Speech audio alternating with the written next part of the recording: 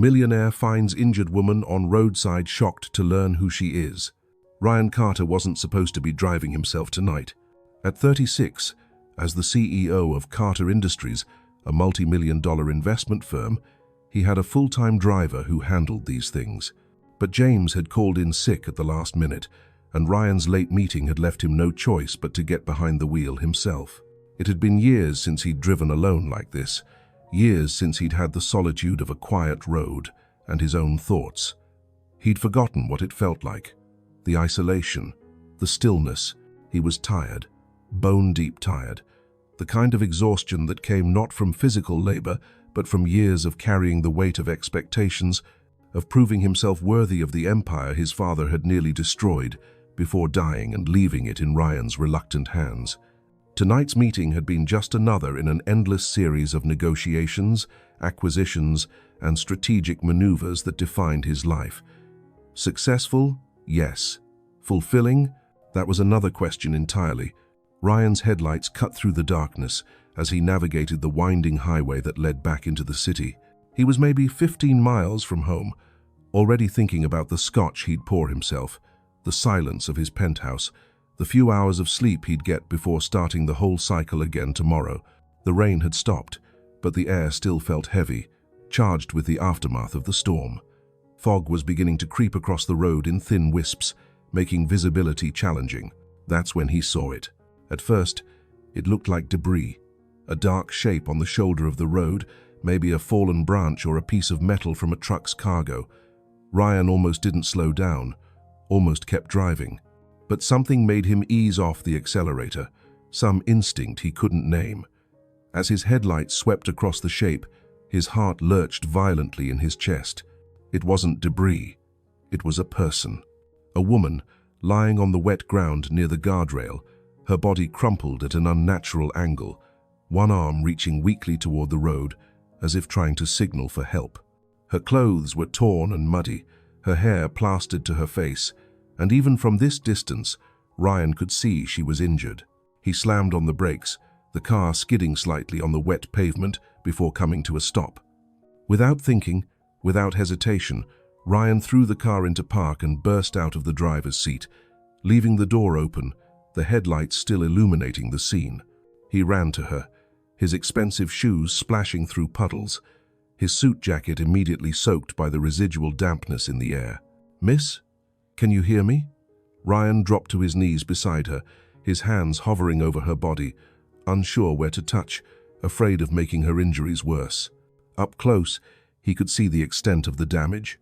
Her face was bruised, a nasty cut above her left eyebrow still bleeding sluggishly.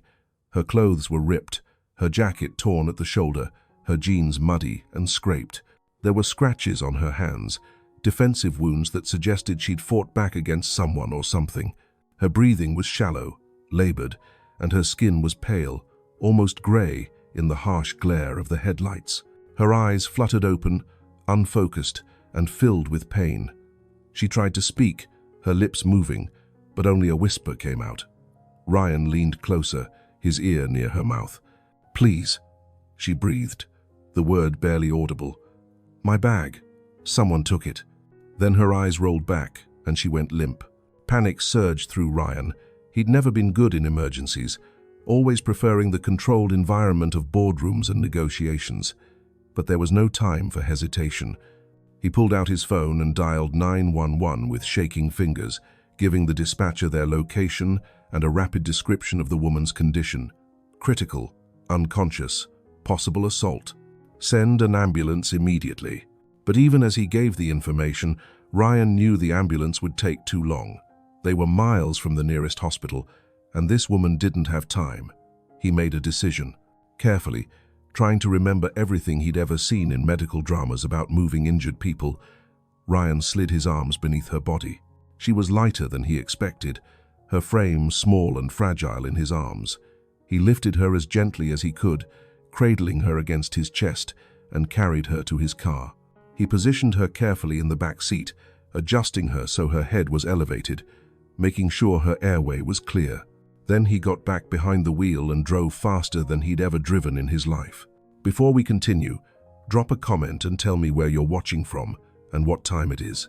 And if you're new here, hit that subscribe button because Ryan and Elena's story is about to take you on an emotional journey you won't forget. The hospital emergency room entrance was lit up like a beacon when Ryan screeched to a stop outside. He ran around to the back door, lifting the woman out again, and carried her through the automatic doors, shouting for help before he'd even fully entered. Medical staff appeared immediately, surrounding them, asking rapid-fire questions. What happened? How long has she been unconscious? Any known medical conditions? Ryan answered what he could find on roadside.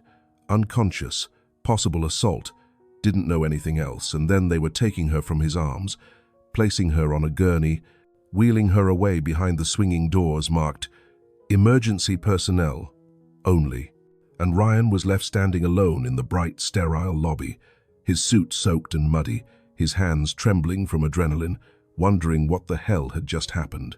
Ryan should have left, should have given his statement to the hospital staff, confirmed that he wasn't family and didn't know the woman, and gone home to his quiet penthouse and his waiting scotch. But he couldn't make himself walk away. Something kept him rooted there in that uncomfortable plastic chair in the waiting area, his expensive suit slowly drying in the harsh fluorescent light, his mind racing. Who was she? What had happened to her?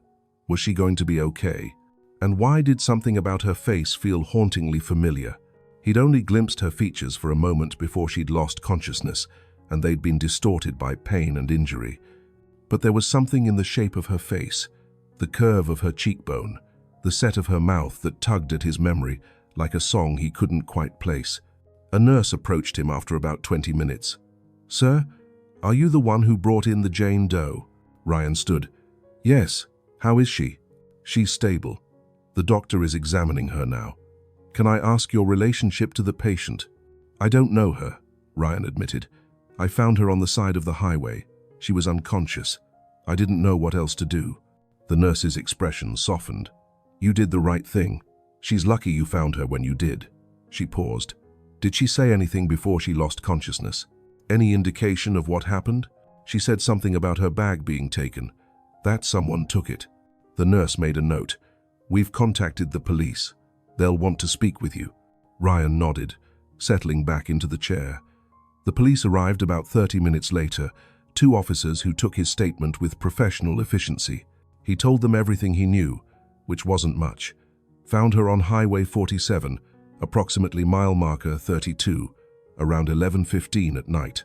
Unconscious, injured, appeared to have been assaulted or robbed. No personal effects found with her. After the police left, Ryan continued to wait. He told himself he was just making sure she was okay, that it was the responsible thing to do. But the truth was, he couldn't shake the feeling that he knew her from somewhere. It was nearly 2 in the morning when a doctor finally emerged, looking tired but not grim. Ryan stood immediately. "Are you here for the Jane Doe from the highway?" the doctor asked. "Yes. How is she?" She's stable. Multiple contusions, some deep bruising, a mild concussion. She'll be sore for a while, but there's no permanent damage. She's very lucky." Relief washed through Ryan. "Can I see her?" The doctor hesitated. "Are you family?" No. I'm the one who found her. She's asleep right now. We've given her something for the pain, but I suppose a brief visit wouldn't hurt. She should know she has someone looking out for her." The doctor led Ryan through the emergency department to a small private room. The woman was lying in the bed, covered in a white hospital blanket, her face cleaned of blood and dirt now.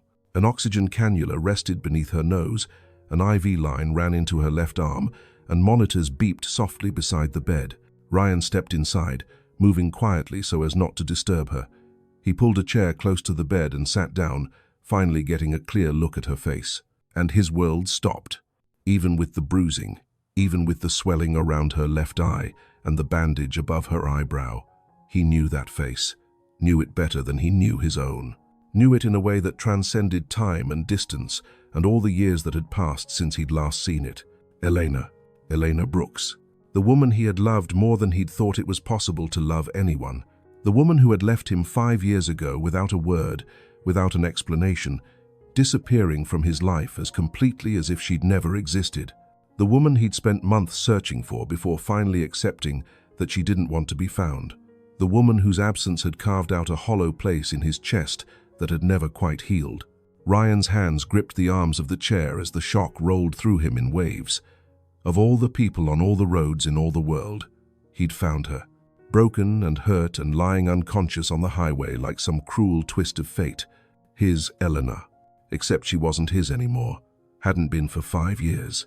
And looking at her now, at the life clearly etched in the lines around her eyes, the weariness in her features even in sleep, Ryan realized he didn't know this woman at all, didn't know where she'd been, what she'd done, who she'd become in all the time since she'd walked out of his life.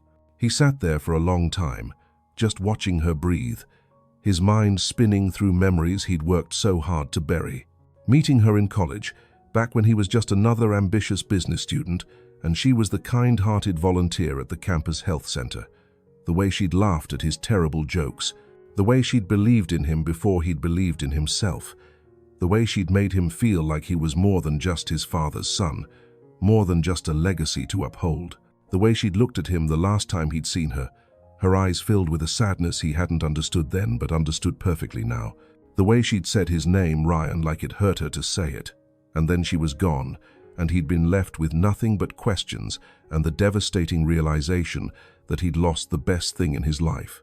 Ryan didn't realize he'd reached out until his fingers were touching her hand, the one lying on top of the blanket. Her skin was cold, and he wrapped his hand around hers carefully, trying to warm it. "Elena," he whispered, the name feeling strange on his tongue after years of trying not to say it. "What happened to you?" She didn't answer, of course, just kept sleeping, her chest rising and falling in a steady rhythm that was the most beautiful thing Ryan had seen in years. He should leave, should walk away before she woke up and saw him here. She'd left for a reason, after all, had chosen to disappear rather than stay with him. Seeing him here would probably be the last thing she wanted. But Ryan couldn't make himself let go of her hand, couldn't make himself stand up and walk away. Because despite everything, despite the years and the hurt and the unanswered questions, seeing her here, alive, breathing, filled him with a relief so profound it bordered on pain. He'd found her. After all this time, fate or chance or whatever cosmic force governed the universe had put her in his path again. And this time, he wasn't going to let her disappear without answers. A nurse came in around 3 in the morning to check Elena's vitals. She gave Ryan a sympathetic smile, clearly assuming he was a concerned boyfriend or husband keeping vigil. He didn't correct her. "She's doing well," the nurse said softly. "Should wake up in a few hours. You should get some rest yourself." "I'm fine," Ryan said, not taking his eyes off Elena's face. The nurse left, and Ryan stayed, watching, waiting, holding the hand of the woman who'd haunted him for 5 years, wondering what he'd say when she finally opened her eyes and saw him sitting there. As dawn began to creep through the hospital room window, painting the sterile walls in shades of gray and pink, Elena stirred. Her eyelids fluttered, her fingers twitched in Ryan's hand, and her breathing pattern changed. Ryan sat forward, his heart hammering in his chest. "Elena," he said softly. Her eyes opened slowly, unfocused at first, blinking against the light.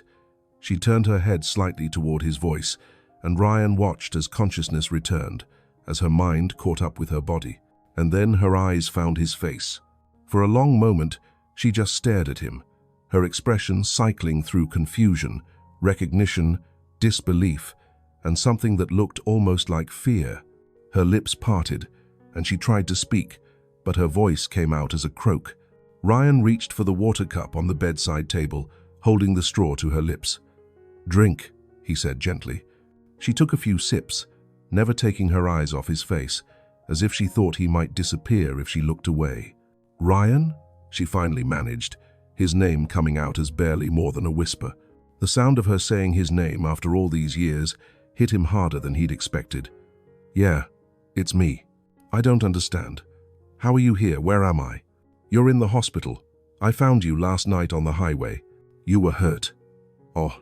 Elena's free hand went to her head, touching the bandage there with tentative fingers. "I don't remember much. Just the rain, and then someone grabbed me and—" She broke off, her eyes widening as memory apparently came flooding back. Her breathing quickened, panic flickering across her features. Hey, it's okay, Ryan said quickly, squeezing her hand. You're safe now. You're in the hospital. Whoever hurt you is gone. Elena closed her eyes, tears sliding down her cheeks. My bag. They took my bag. All my money, my ID, everything. The police know. They're investigating. She opened her eyes again, looking at him with an expression so lost and vulnerable that it made Ryan's chest ache. Why are you here, Ryan? It was a fair question, one he'd been asking himself since the moment he recognized her. I'm the one who found you, he said simply. I couldn't just leave you, but you didn't know it was me. You stayed because someone needed help, Ryan finished. And then I saw your face, and I realized who you were. Elena's tears came faster now, and she turned her head away from him. This isn't how I wanted you to find me. After all this time, this isn't. I'm sorry. Don't, Ryan said, his voice rougher than he intended. Don't apologize for being hurt. Don't apologize for needing help. I should apologize for a lot of things, Elena said quietly, still not looking at him. Ryan wanted to agree, wanted to demand answers, wanted to ask all the questions that had been burning in him for 5 years. But looking at her lying there, bruised and broken, he pushed all of that aside. Later, he said. We can talk about everything later. Right now you need to rest. You should go, Elena said, finally turning back to face him. I'm sure you have important things to do. You don't need to stay here with me. I'm staying. Ryan. I said I'm staying, Elena. There was steel in his voice, the tone he used in boardrooms when he wasn't going to be argued with. Elena stared at him for a long moment, and Ryan stared back, neither of them willing to look away first. Finally, Elena's expression softened just slightly. You're still as stubborn as ever. And you're still trying to push people away when you need them most, Ryan countered. A ghost of a smile flickered across Elena's face. There and gone so quickly Ryan almost missed it. Some things don't change. No, Ryan agreed quietly. They don't. The morning shift nurse came in then, bright and efficient, breaking the moment. She checked Elena's vitals, asked her pain level, and adjusted her IV. Ryan used the interruption to text his assistant, cancelling all his meetings for the day. He'd deal with the fallout later. After the nurse left, Elena spoke again. I was going to see my mother. She's sick. Lives in Maplewood. I was driving there when my car broke down on the highway. Ryan knew Maplewood, a small town about 3 hours from the city. Your mother's sick? Cancer, Elena said, her voice flat. Stage 3. She's getting treatment, but it's not going well. I'm sorry. Elena nodded, staring at her hands. A man stopped, offered to help with the car. I thought he was being kind. I let my guard down. She didn't need to say more. Ryan could fill in the rest. The man had attacked her, taken her bag, left her on the side of the road. And if Ryan hadn't come along when he didn't let himself finish that thought. Where have you been, Elena? The question came out before Ryan could stop it. 5 years. You disappeared without a word. I looked everywhere for you. Elena's eyes filled with tears again. I know. I'm sorry. I had to leave. Why? She was quiet for so long Ryan didn't think she was going to answer. Then, finally, in a voice so soft he had to lean in to hear it. Because you were drowning, Ryan, and I was drowning with you, and I didn't know how to save either of us. The words hit him like a physical blow, because they were true. 5 years ago, after his father died and left the company in shambles, Ryan had been drowning, consumed by the desperate need to prove himself, to save his father's legacy, to be worthy of the empire that had been thrust into his unwilling hands. He'd worked 18-hour days, stopped sleeping, stopped eating, stopped seeing anyone or doing anything that didn't directly contribute to saving Carter Industries. And Elena had tried to help, had tried to be there for him, but he'd pushed her away, shut her out, treated her like she was just another obligation he didn't have time for, until one day she'd stopped trying, and then she was gone. You could have talked to me, Ryan said, but there was no heat in the words, just a weary sadness. I tried, Elena said. You weren't there anymore. The man I loved had disappeared into board meetings and corporate acquisitions, and I couldn't compete with that. It wasn't a competition, wasn't it? Elena met his eyes. Be honest, Ryan. If I told you I needed you to choose between me and the company, what would you have chosen? Ryan wanted to say he would have chosen her, wanted to believe it, but he couldn't because he knew the truth. 5 years ago, he would have chosen the company, would have told himself it was temporary, that once he got things under control he'd make it up to her, would have convinced himself that providing for their future was more important than being present in their present. He'd been a fool. I would have chosen wrong, Ryan admitted quietly. Elena nodded, as if she'd expected that answer. I know, that's why I left. I thought if I stayed, I'd just become bitter and resentful, and I didn't want to hate you, Ryan, so I left before I could. They sat in silence for a while, the weight of years and regret and all the things they'd never said hanging between them. Where did you go? Ryan asked finally. Maplewood, actually, where my mom lives. I got a job at the community health clinic. Started over. Were you happy? Elena considered the question. I was surviving. I was useful. I was helping people. Happy? I don't know. Maybe. Sometimes. Did you ever think about coming back? Every day, Elena said softly. But I didn't know if you'd want to see me, and I was afraid that even if you did, we'd just fall into the same patterns, that nothing would have changed. Ryan wanted to tell her everything had changed, that he wasn't the same man he'd been 5 years ago, that he'd learned from his mistakes, grown, become someone better. But he wasn't sure that was true. Yes, he'd saved the company. Carter Industries was more successful now than it had ever been under his father's leadership. But Ryan's personal life? Still empty, still isolated, still built around work and success and achievement with nothing else to balance it. Maybe he hadn't changed at all. I should let you rest, Ryan said, standing up. The doctor said you need to sleep. You're leaving? Elena asked. And was that disappointment in her voice? Just for a few hours. I need to go home, change, take care of some things. But I'll be back. You don't have to come back, Ryan. I'll be okay. Ryan looked at her, really looked at her, this woman who had once meant everything to him. Bruised, exhausted, alone.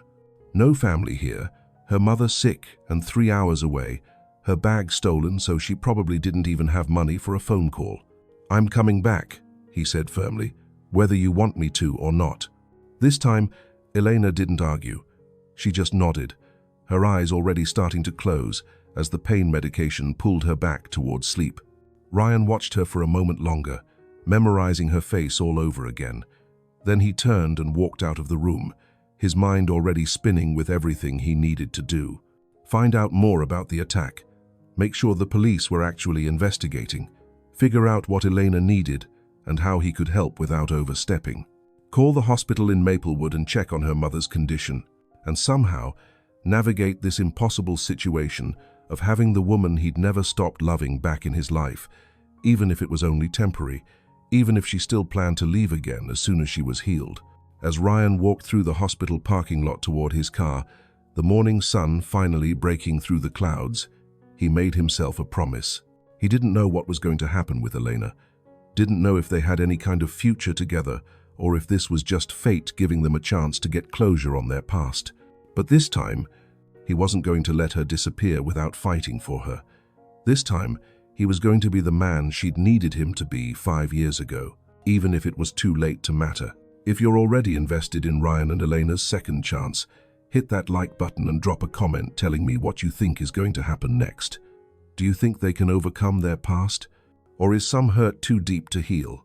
Ryan didn't go home. He told himself he would, told himself he needed to shower and change and deal with the mountain of work that was undoubtedly piling up. But instead, he found himself sitting in his car in the hospital parking lot, staring at his phone, trying to figure out where to even begin. Finally, he called his assistant, Jennifer, who answered on the second ring despite it being barely 7 in the morning. Mr. Carter, is everything all right? You missed the 7 o'clock conference call. I need you to clear my schedule for today, Ryan said, and possibly tomorrow. Something's come up. There was a pause. Jennifer had worked for Ryan for 6 years and had never once heard him cancel meetings without a detailed explanation and contingency plan. Of course. Should I reschedule or postpone indefinitely? Reschedule what you can. The rest can wait. Ryan pinched the bridge of his nose. And Jennifer, I need you to do something else for me. Discreetly. Of course. Contact Maplewood General Hospital. Find out about a patient named. Ryan realized he didn't know Elena's mother's name. Didn't know if she'd remarried, if she still went by Brooks. He knew so little about Elena's life now. Find out about cancer patients currently receiving treatment. The patient's daughter is Elena Brooks. I need to know the mother's condition and what she needs. Understood. Anything else? Contact our legal team. I need them to look into an assault case from last night. Highway 47, around mile marker 32. The victim's personal belongings were stolen. I want to know everything the police know. I'll have that information for you within the hour. Thank you, Jennifer. After hanging up, Ryan sat in the silence of his car, watching the hospital entrance. Early morning shift workers were arriving, doctors and nurses in scrubs, administrative staff with coffee cups and tired faces. Life going on like normal while his world had been completely upended. He should feel angry, he thought. Elena had left him without explanation, had let him believe she just didn't care anymore, had let him search for her for months while she was living 3 hours away. Starting a new life like their years together had meant nothing. But looking at her in that hospital bed, bruised and broken and so heartbreakingly vulnerable, Ryan couldn't find anger, just a deep, aching sadness for everything they'd lost. And something else, something that felt dangerously like hope. His phone rang. Jennifer, efficient as always. Mr. Carter, I have the information you requested. The patient at Maplewood General is Diane Brooks, age 62, currently undergoing treatment for stage 3 breast cancer. Prognosis is guarded. She's scheduled for another round of chemotherapy next week. Thank you. Can you arrange for the best oncologist in the state to consult on her case? I'll cover all costs. Of course. And sir, the legal team is already reaching out to the police department. They'll have a full report by this afternoon. Ryan ended the call and finally allowed himself to head home. His penthouse was exactly as he'd left it the night before. Immaculate, expensive, empty. He'd lived here for 3 years, and it still felt more like a hotel than a home. No photos on the walls, no personal touches, nothing that indicated an actual human lived here. He showered quickly, the hot water washing away the physical evidence of the night, but doing nothing for the turmoil in his mind. As he dressed in fresh clothes, casual this time since he wasn't going to the office, Ryan found himself standing in front of his closet, staring at a box on the top shelf he hadn't opened in 5 years. Don't, he told himself. Don't do this to yourself. But his hands were already reaching for it, pulling it down, opening the lid. Inside were the things he'd kept from his relationship with Elena. Nothing dramatic or extensive, just small mementos he hadn't been able to throw away. A ticket stub from the first movie they'd seen together. A photo strip from a booth at a carnival, the two of them laughing, her head on his shoulder. A birthday card she'd given him, the inside filled with her handwriting telling him how proud she was of him, how much she believed in him. At the bottom of the box was a small velvet ring box. Ryan picked it up, opened it, and stared at the engagement ring he'd bought 6 years ago. The ring he'd been planning to give Elena the weekend after his father died. The ring that was still sitting in this box because his entire world had imploded, and by the time he'd come up for air, Elena was gone. He snapped the box shut and put it back, shoving the whole container back onto the shelf. What was he doing? Elena had made her choice 5 years ago. She'd left. And yes, he'd found her again. But that didn't mean anything had changed. She'd made it clear this morning that she'd left because staying was destroying her. Why would she want to try again? Still, as Ryan grabbed his keys and headed back to the hospital, he couldn't stop thinking about the way she'd said his name, the way her hand had felt in his, the way, just for a moment, he'd seen something in her eyes that looked like the girl he'd fallen in love with all those years ago. When Ryan returned to Elena's hospital room, she was awake, sitting up in bed, picking at a breakfast tray that looked completely unappetizing. She looked up when he entered, surprise flickering across her face. "You came back. I said I would." Ryan pulled the chair close to the bed and sat down. "How are you feeling?" "Like I got hit by a truck," Elena said with a weak smile. "But the doctor says I can probably go home tomorrow if everything looks good." Home to Maplewood? Elena nodded. I need to check on my mom. She was expecting me yesterday. She's probably worried sick. I had my assistant contact the hospital. Your mother is stable, and I've arranged for a specialist to consult on her case. Elena's eyes widened. Ryan, you can't. It's done, Ryan said firmly. And before you argue, this isn't about us. This is about making sure your mother gets the best possible care. I can't afford a specialist. You're not paying for it. I am. Elena set down her fork, her expression torn between gratitude and frustration. I can't let you do that. And why not? Because it's too much. Because I don't want to owe you. Because... She stopped, taking a shaky breath. Because I don't know what it means if you start doing things like this. Ryan leaned forward. It means I care about you, Elena. Past, present, whatever we are or aren't to each other now, I care. And I'm not going to sit here and watch your mother suffer when I have the resources to help. That's exactly what I'm afraid of, Elena said quietly. What? You, swooping in with your money and your resources, fixing everything. It's what you do, Ryan. You solve problems. You control situations. But some things can't be fixed with money. The words stung because they were partially true. Ryan had built his entire adult life around the idea that any problem could be solved with enough capital, strategy, and determination. I'm not trying to control you, Ryan said. I'm trying to help. I know. But don't you see? This is exactly what happened before. You thought providing was the same as being present. You thought success and security meant more than actually being there. That's not fair. Isn't it? Elena met his eyes. Ryan, I loved you. God, I loved you so much it hurt. But I couldn't be with someone who was never actually there. And now you're doing it again, throwing money at problems instead of... She stopped, shaking her head. Instead of what? Ryan asked. Instead of just being here. Just being you. Not the CEO, not the billionaire, just Ryan.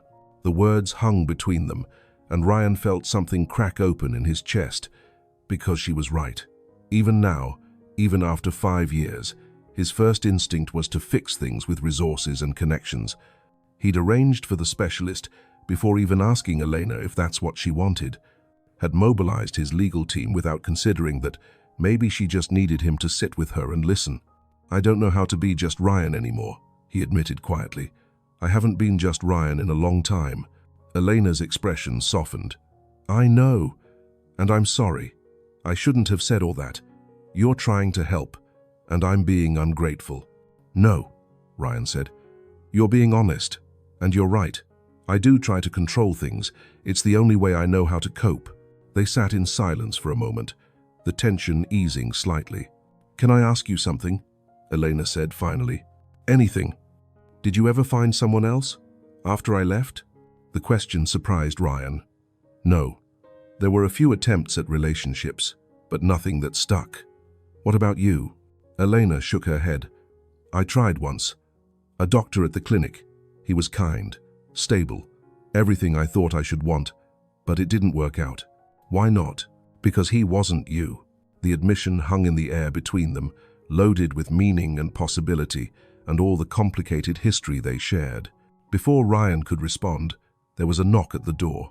A police officer entered, middle-aged with kind eyes and a worn notebook. Miss Brooks? I'm Detective Martinez. I'm investigating your assault. Do you feel up to answering some questions? Elena nodded, and Ryan started to stand, giving her privacy. But Elena reached out and grabbed his hand. Stay, please.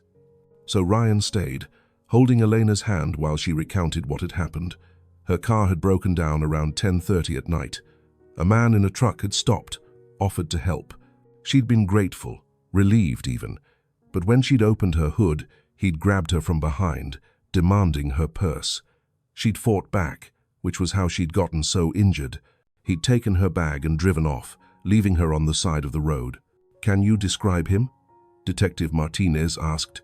Elena provided what details she could remember. Medium height, heavy set, wearing a baseball cap. It wasn't much to go on. After the detective left, promising to do everything he could to find the man, Elena looked exhausted. You should rest, Ryan said. I'm tired of resting. I feel like all I've done is sleep. Your body is healing. That takes energy. Elena studied him for a long moment. Why are you really here, Ryan? And don't say it's just to help. There's something else. Ryan considered lying, brushing off the question. But Elena had asked for honesty, and he owed her that. Because for 5 years, I've wondered what happened to you, where you went, if you were okay, if you ever thought about me. He paused. And because seeing you again made me realize that I never really moved on. I just buried everything and pretended I had. Ryan, I'm not asking for anything, Ryan said quickly. I'm not expecting you to feel the same way or want to try again. I just needed you to know that finding you last night, as terrible as the circumstances were, felt like getting a second chance I didn't think I'd ever have. Elena's eyes filled with tears. I thought about you every day, every single day. I wondered if leaving was the biggest mistake of my life. But I was so hurt, and I didn't know how to come back. You don't have to come back, Ryan said, but maybe we could start over, not as who we were, but as who we are now. So, I don't know if I can do that, Elena whispered. I don't know if I'm strong enough to risk my heart again. Then don't risk it, Ryan said. Not yet. Just let me be here. Let me help you get better. Let me make sure you get to your mother safely. No expectations, no pressure. Just two old friends helping each other. Elena searched his face, looking for something. Finally, she nodded slowly. Okay. Friends. It wasn't what Ryan wanted, but it was a start. Over the next 24 hours, Ryan stayed close. He brought Elena real food from a restaurant nearby since hospital food was terrible. He sat with her through the tedious hours of waiting for test results and doctor consultations. He made sure she had everything she needed, from extra pillows to books to pass the time. And slowly, they started talking. Really talking. Not about the past or their relationship, but about their lives now. Elena told him about her work at the clinic, about the patients she'd helped, the small community in Maplewood that had welcomed her. Ryan told her about turning the company around, about the successes and the sacrifices, about the loneliness that came with the territory. They laughed about shared memories from college, remembered professors they'd loved and hated, recalled inside jokes that still made them smile after all these years. It felt comfortable, safe, like coming home after a long journey. The morning Elena was set to be discharged, Ryan arrived to find her dressed and sitting on the edge of the bed, a frustrated expression on her face. "What's wrong?" he asked. "I don't have a car. Mine's still broken down on the highway somewhere. I don't have money for a bus ticket since they took my wallet. I can't even call anyone because they took my phone." She laughed, but there was no humor in it. "I have no idea how I'm getting to Maplewood." "I'll take you," Ryan said immediately. "Ryan, that's 3 hours away." "I know. I looked it up. You can't just drop everything and drive me 3 hours." "Why not?" "Because you have a company to run. You have responsibilities. And I have plenty of people who can handle things for a day," Ryan said. "Elena, please, let me do this. Let me make sure you get to your mother safely." Elena looked like she wanted to argue, but exhaustion and practicality won out. "Okay, thank you." The drive to Maplewood was quiet at first, both of them lost in their own thoughts. Ryan's car was comfortable, the kind of luxury Elena had probably forgotten existed. She stared out the window at the passing landscape, her fingers unconsciously touching the bruise on her face. "Does it hurt?" Ryan asked. "Not as much as yesterday. The pain medication helps." They drove in silence for another 20 minutes before Elena spoke again. "I'm scared to see my mom like this. The last time I visited, she'd lost so much weight, and her hair is gone from the chemo. She tries to be strong for me, but I can see how much she's suffering." "I'm sorry," Ryan said, not knowing what else to offer. "She liked you, you know. Back when we were together, she always said you were going to do great things. Did you tell her we broke up?" Elena shook her head. "I told her we grew apart, that it was mutual and amicable. I didn't want her to worry about me." "Does she know about last night?" "All right. Not yet. I'll have to tell her something, but I don't want to scare her." They stopped for lunch at a small diner halfway to Maplewood. It was the kind of place with red vinyl booths and laminated menus and coffee that was surprisingly good. Elena ordered a grilled cheese sandwich, and Ryan got a burger, and they sat across from each other like any normal couple having a meal. Except they weren't a couple. They were two people with a complicated past, trying to figure out what, if anything, they meant to each other now. "Can I ask you something?" Ryan said as they ate. "Sure. Do you regret it? Leaving, I mean. Not the reason you left, but the way you did it. No note, no explanation, just gone." Elena was quiet for a long time. "Yes and no.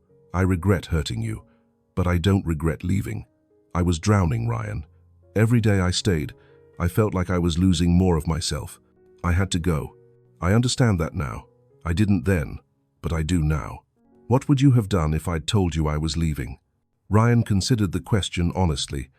5 years ago, I probably would have tried to convince you to stay, promised to do better, to make more time. And then I would have broken those promises because I didn't know how to be anything other than what I was. And now? Now I'd ask you what you needed, and I'd actually listen to the answer. Elena smiled sadly. That's growth. Too little, too late. Maybe, maybe not. They finished their meal and got back on the road. As they got closer to Maplewood, Elena grew more anxious, her fingers twisting in her lap. "Hey," Ryan said gently. "She's going to be okay, and so are you." "How do you know?" "Because you're one of the strongest people I've ever met, and because you're not alone in this anymore." Elena turned to look at him, something vulnerable and hopeful in her expression. "Aren't I? Not if you don't want to be." Oh, when they finally pulled up to the small house where Elena's mother lived, a modest ranch-style home with a neat garden and a front porch, Elena took a deep breath. "Do you want me to come in with you?" Ryan asked. "Would you?" "Of course." Elena's mother, Diane, answered the door, looking frail but alert. Her eyes widened when she saw Elena's bruised face, then widened further when she saw Ryan standing behind her. "Elena, oh my God, what happened? And Ryan? Is that really you?" What followed was a tearful reunion, Elena assuring her mother she was fine while Diane fussed over her injuries and ushered them both inside. The house was small but cozy, filled with the kind of warmth that came from actually being lived in and loved. Diane made tea, insisting they sit down and tell her everything. Elena gave an edited version of the attack, downplaying the severity, and explained that Ryan had found her and brought her here. "You always were a good man," Diane said to Ryan, patting his hand. "I'm so glad you were there when Elena needed you." Over tea and cookies that Diane had apparently made despite being in the middle of cancer treatment, Ryan watched Elena with her mother. The way she carefully poured the tea, knowing exactly how her mother liked it. The way she laughed at her mother's stories, some of which Ryan remembered from years ago. The way she looked more at peace here than he'd seen her since she'd woken up in the hospital. This was Elena's life now. Simple, quiet, far from the world of corporate towers and million-dollar deals. And watching her in it, Ryan realized something that hit him like a physical blow. She was happier here than she'd ever been with him. After an hour, Diane started looking tired, and Elena gently suggested she rest. Once her mother had gone to lie down, Elena and Ryan found themselves alone in the small living room. "Your mom looks good," Ryan said. "Considering. She's a fighter, always has been." Elena sat down on the worn couch, and Ryan sat beside her. "Thank you for bringing me here, and for everything else. I don't know how I would have managed without you. You would have found a way. You always do." They sat in comfortable silence for a moment before Elena spoke again. "What happens now?" "What do you mean?" "With us. You're going to go back to the city, back to your life, and I'm going to stay here and take care of my mom. So what happens?" "Haha." Ryan turned to face her fully. "That depends on what you want." "I don't know what I want," Elena admitted. "Part of me wants to pretend the last 5 years didn't happen, that we can just pick up where we left off. But we can't, can we?" "No," Ryan said honestly.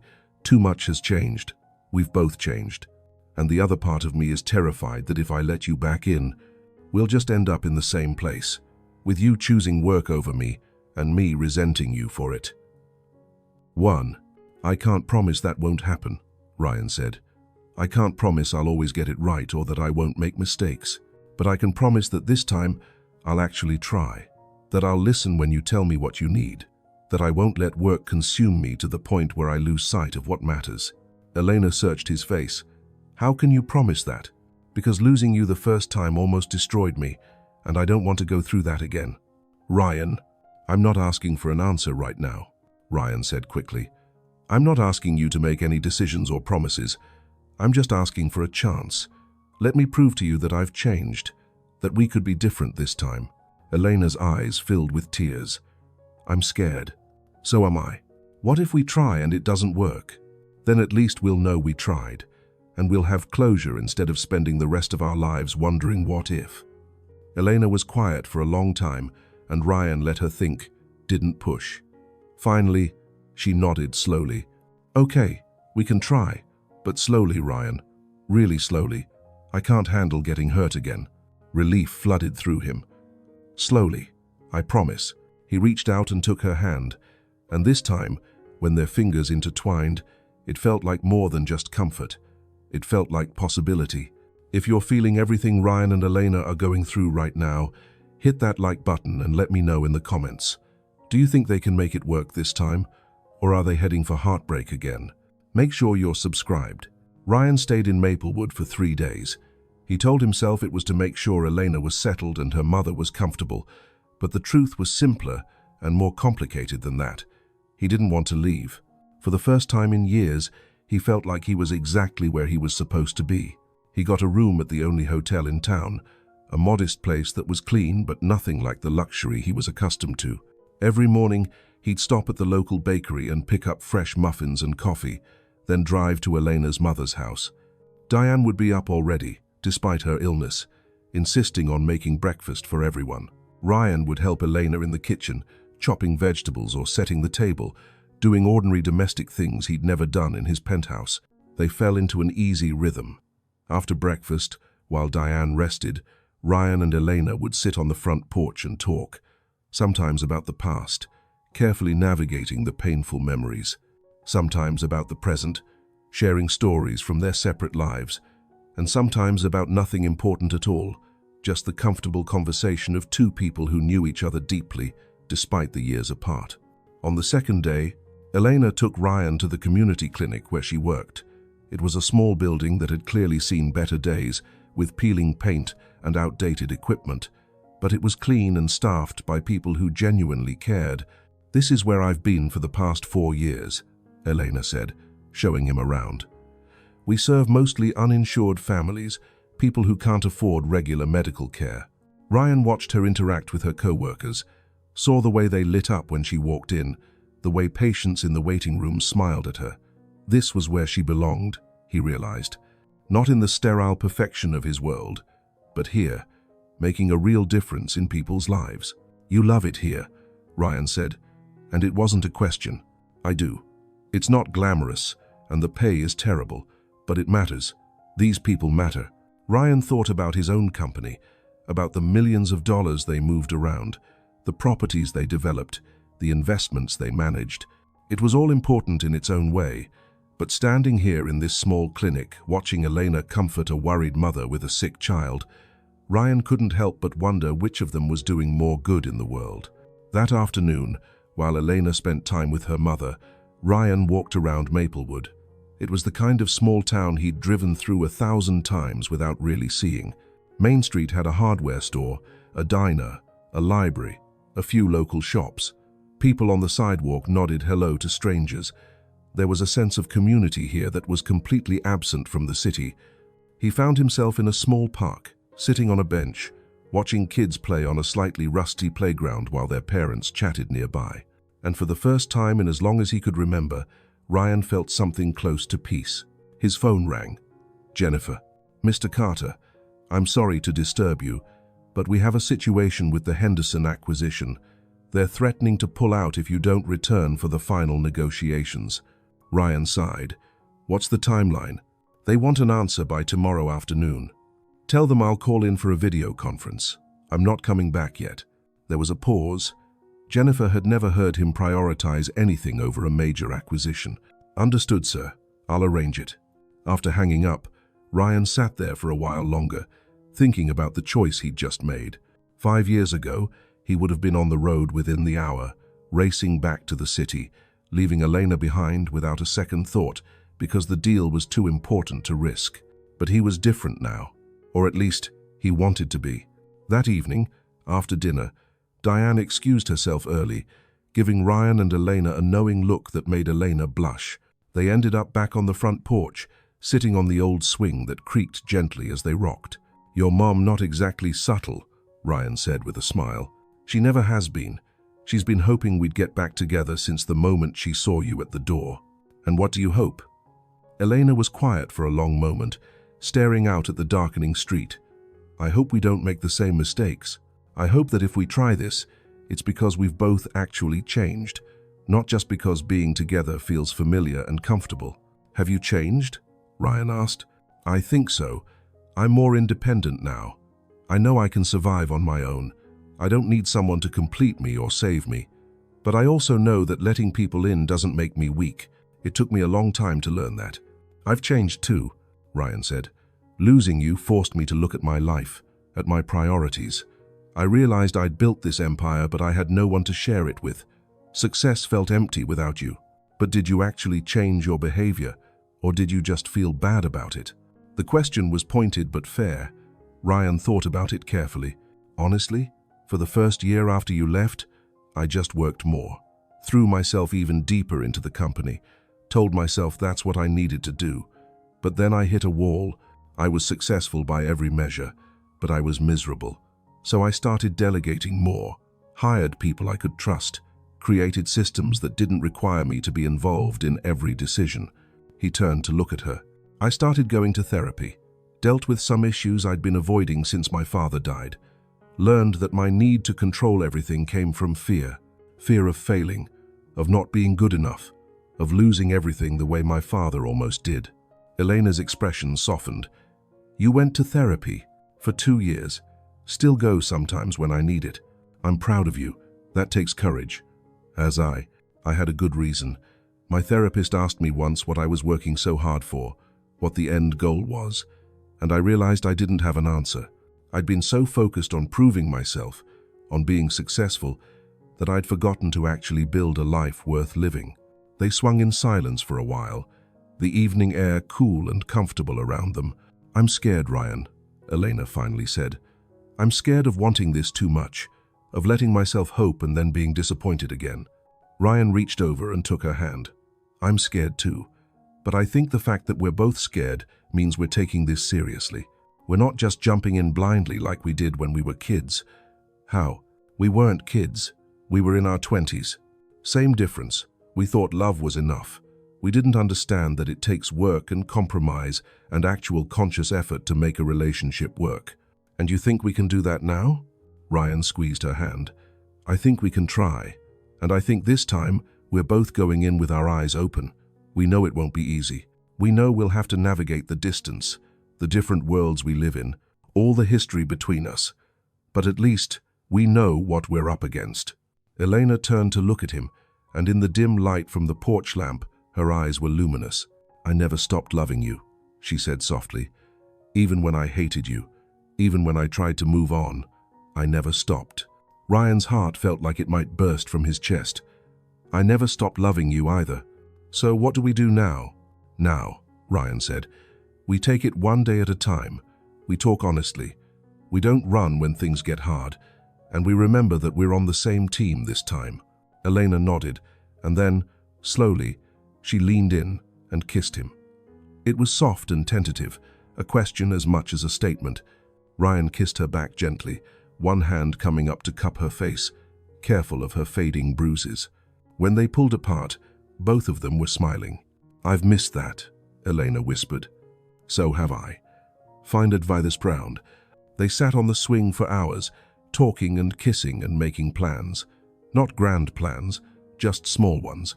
Ryan would return to the city but come back to visit every weekend. Elena would focus on her mother's treatment while keeping her job at the clinic. They'd talk every day, really talk, not just surface-level check-ins. They'd be honest about their needs and fears. They'd go to couples therapy if they needed to. And most importantly, they'd remember that love wasn't enough on its own. It needed to be nurtured, protected, fought for. Ryan ended up staying in Maplewood for a week. He conducted business remotely, much to Jennifer's shock, and spent every spare moment with Elena and her mother. He went to one of Diane's chemo appointments, holding Elena's hand in the waiting room, while they both pretended not to be terrified. He helped Elena grocery shop, cook dinner, do all the mundane tasks that somehow felt profound because they were doing them together. When he finally had to return to the city, it was one of the hardest things he'd ever done. "I'll be back Friday," he promised Elena as he stood by his car, ready to leave. "And we'll figure out a more permanent solution soon. Maybe I can work from here a few days a week." "Ryan, you can't run your company from Maplewood. Watch me." Elena laughed, but her eyes were teary. "I'm going to miss you. I'm going to miss you too. But this isn't goodbye. Not anymore." He kissed her, long and deep, not caring that her mother was probably watching from the window. When he finally pulled away and got in his car, Elena stood in the driveway, waving, until he turned the corner and she disappeared from view. The drive back to the city felt longer than it ever had before. His penthouse, when he finally arrived, felt cold and empty. But Ryan didn't let himself wallow. He had work to do, plans to make, a future to build that included the woman he loved. Over the next 3 months, Ryan and Elena rebuilt their relationship from the ground up. True to his word, Ryan drove to Maplewood every Friday evening and stayed until Sunday afternoon. He got to know the town, became a regular at the diner, started recognizing faces at the grocery store. He helped Elena care for her mother, learning how to manage the side effects of chemo, how to be present during the hard days without trying to fix everything. Diane's condition stabilized. The new specialist Ryan had brought in adjusting her treatment plan in ways that made a real difference. Elena came to the city a few times too, staying in Ryan's penthouse, meeting his colleagues, seeing his world through new eyes. She didn't fit there, not really, but she tried, and Ryan appreciated the effort, even as he realized he was the one who needed to make the bigger changes. 6 months after finding Elena on that roadside, Ryan made a decision that shocked everyone who knew him. He restructured his role at Carter Industries, promoting his COO to co-CEO and transitioning himself into a chairman position that required far less day-to-day involvement. "Are you sure about this?" Jennifer asked when he announced the change. "This company has been your whole life." "That's the problem," Ryan said. "It shouldn't have been. I'm not abandoning ship, just finding a better balance." With his new schedule, Ryan was able to spend 3 days a week in Maplewood. He bought a small house there, nothing ostentatious, just a comfortable place where he and Elena could build a life together. Close enough to her mother's house that they could help easily, but far enough to have their own space. Elena moved in with him on a warm Saturday in September. They spent the day unpacking boxes, arranging furniture, arguing playfully about where things should go. It felt domestic and normal and absolutely perfect. That evening, as they sat on their new back porch watching the sunset, Elena leaned her head on Ryan's shoulder. "I can't believe this is real," she said. "Sometimes I think I'm going to wake up and you'll be gone again." "I'm not going anywhere," Ryan promised. "This is home now. Your home. What about your company, your life in the city?" "The company will be fine. Better than fine, actually. Turns out I don't need to micromanage every decision. And my life in the city?" He kissed the top of her head. "That wasn't a life. It was just existence. This is living." As autumn turned to winter, Ryan settled into his new normal. He spent Mondays and Tuesdays in the city, handling the aspects of the business that still required his direct involvement. Wednesdays through Sundays, he was in Maplewood with Elena. He volunteered at the clinic, using his business expertise to help them apply for grants and manage their limited budget more effectively. He got to know Elena's patients, her colleagues, her world, and slowly, he became part of the community in a way he'd never been part of anything in the city. Diane's health continued to improve. The cancer went into remission, and while everyone knew it could come back, they celebrated the victory. She cried when Ryan asked her blessing to marry Elena, saying she'd been hoping for this since the day he'd shown up at her door. On a cold December evening, exactly 1 year after he'd found Elena on the roadside, Ryan took her back to that spot on the highway. He'd arranged for the area to be safe, with cones and lights, though he hadn't told Elena why they were stopping there. "Why are we here?" Elena asked as they stood on the shoulder of the road, the same place where he'd first found her broken and hurt. "Because this is where everything changed," Ryan said. "This is where fate gave us a second chance I didn't think we'd ever get." He took both her hands in his. "A year ago, I found you here, and finding you saved me, Elena. Not just you, but me. You reminded me what it means to actually live, instead of just accumulate success. You showed me that some things are worth more than any amount of money or power." Ryan dropped to one knee, and Elena gasped, her hands flying to her mouth. "I lost you once because I was too proud and too scared to prioritize what mattered. I won't make that mistake again." He pulled out the ring box he'd kept for 6 years, the one he'd bought before his father died, the one he'd never had a chance to give her. "Elena Brooks, I don't want to go back to who we were. I want to build something new with you, something better. Will you marry me?" Elena was crying, nodding frantically before she could even speak. "Yes," she finally managed to choke out. "Yes, of course, yes." Ryan slipped the ring onto her finger, and it fit perfectly, as if it had been waiting all these years for this exact moment. He stood and pulled her into his arms, kissing her as cars drove past, as the cold wind whipped around them, as the universe aligned to give them the future they'd almost thrown away. "I love you," Elena whispered against his lips. "I love you so much." "I love you too, more than I ever thought it was possible to love someone." They stood there for a long time, holding each other on the side of the highway where everything had fallen apart and come back together, where an ending had become a beginning. The wedding took place in the spring, in the garden behind the house Ryan and Elena now shared. It was small and intimate, just family and close friends. Diane was there, healthy and radiant, crying tears of joy. Elena's co-workers from the clinic came, as did a few of Ryan's business associates who'd become genuine friends over the years. The ceremony was simple but meaningful. They wrote their own vows, standing under an arch decorated with wildflowers, speaking truths they'd learned the hard way. "Elena," Ryan said, his voice thick with emotion, "you taught me that success means nothing if you have no one to share it with. You showed me that the richest life isn't measured in dollars or achievements, but in moments of connection and love. I promise to never again let work come before us, to be present, not just provide, to choose you every single day for the rest of my life." Elena's vows were equally powerful. "Ryan, loving you taught me that vulnerability isn't weakness, that letting someone in doesn't mean losing yourself. You've shown me that people can change, that second chances are real, that the best version of our story isn't the one we planned, but the one we fought to rebuild." She smiled through her tears. "I promise to be honest about what I need, to not run when things get hard, to trust that we're building something strong enough to weather any storm." When they exchanged rings and kissed as husband and wife, the small gathering erupted in applause and cheers. But Ryan and Elena barely heard it. They were lost in each other, in the promise of the future they'd built from the ashes of their past. The reception was held at the community center, with food from the local diner and music from a neighbor who played guitar. It was nothing like the lavish society wedding Ryan could have afforded, but it was perfect because it was theirs. As they danced their first dance as husband and wife, Ryan pulled Elena close. "Any regrets?" he whispered. "Not a single one. You? Only that it took us so long to get here. Maybe we needed that time," Elena said.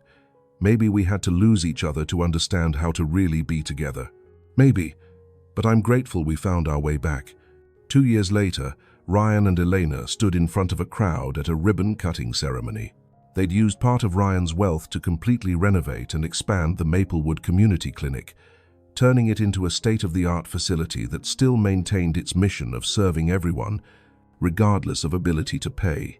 The new wing was named after Diane, who stood beside them, still cancer-free, beaming with pride. "This clinic saved me in more ways than one," Elena said in her speech. "It gave me purpose when I felt lost. It showed me that making a difference doesn't require grand gestures, just consistent compassion. And now, thanks to my husband and the foundation we've created together, we can serve even more people who need us." Ryan had established the foundation shortly after their wedding, dedicating a significant portion of his wealth to healthcare initiatives in underserved communities.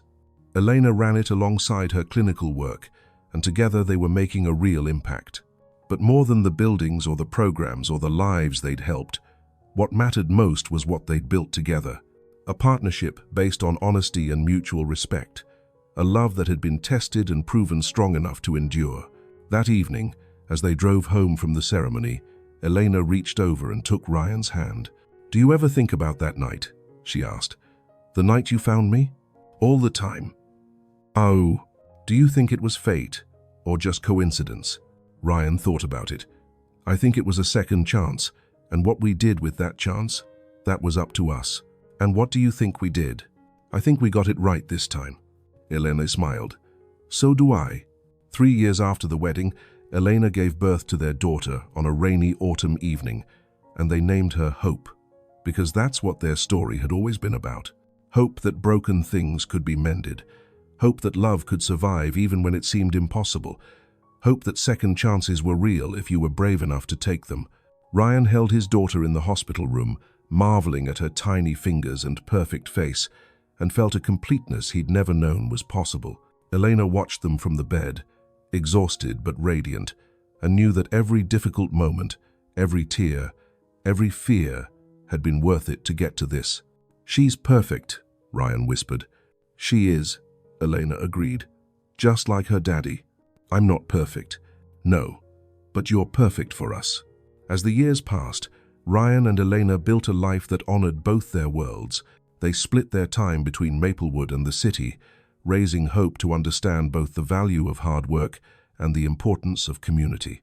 They taught her that success meant different things to different people, and that the truest measure of a life well lived was the positive impact you had on others. The foundation grew, opening clinics in 6 states, providing healthcare to thousands of families who otherwise wouldn't have access. Ryan remained involved with Carter Industries, but never let it consume him. He'd learned the hard way that businesses could be rebuilt, but relationships, once truly broken, might not get a second chance. Elena continued her work as a nurse, eventually becoming the director of the Maplewood Clinic, creating programs and initiatives that became models for other communities. She and Ryan became partners in every sense of the word, supporting each other's dreams while building shared ones. On the 10th anniversary of the night Ryan found Elena on the roadside, they returned to that spot one more time. This time, they brought Hope, now 7 years old and full of curious questions. "This is where I found your mama," Ryan told her, kneeling down to her level. "She needed help, and I was in the right place at the right time." "Like a superhero?" Hope asked. Ryan smiled. "No, sweetheart. Just a person who stopped when someone needed help. That's something anyone can do." "Your daddy saved me that night," Elena added. "But I saved him too. Sometimes that's how love works. We save each other." As they stood there, the three of them, Ryan reflected on the journey that had brought them to this moment. The loss and pain and years of separation, the miraculous reunion, the hard work of rebuilding trust, the commitment to being better, doing better, loving better.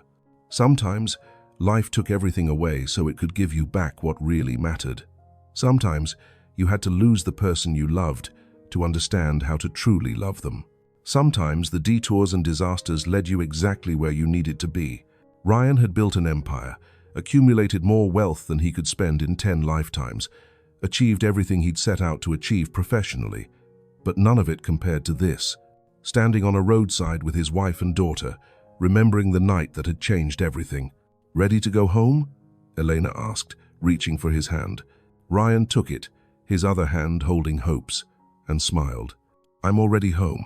If this story touched your heart, I need you to do something for me.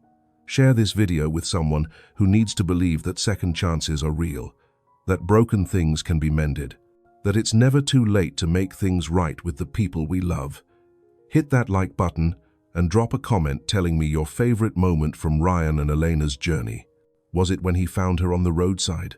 When they reconnected at the hospital? When he changed his entire life to be with her? And if you're new to this channel, welcome to a community that believes love is worth fighting for, worth waiting for, worth rebuilding when it falls apart. Subscribe and turn on notifications for more stories that prove the human heart is capable of incredible resilience and grace. Thank you for watching Ryan and Elena's second chance love story. Thank you for believing that people can change, that love can heal, that the endings we fear sometimes become the beginnings we need. Remember, sometimes the detours in life lead you exactly where you're supposed to be. Sometimes the person you're meant to find isn't waiting at the end of a perfect path. They're lying broken on a roadside, waiting for someone who won't drive by. Be that person. Stop when others keep going. See people when the world makes them invisible, because you never know whose life you're about to change, or whose life might end up changing yours. Until next time, take care of yourselves. Keep your hearts open to second chances, and remember that sometimes the greatest love stories are the ones that get a second chapter.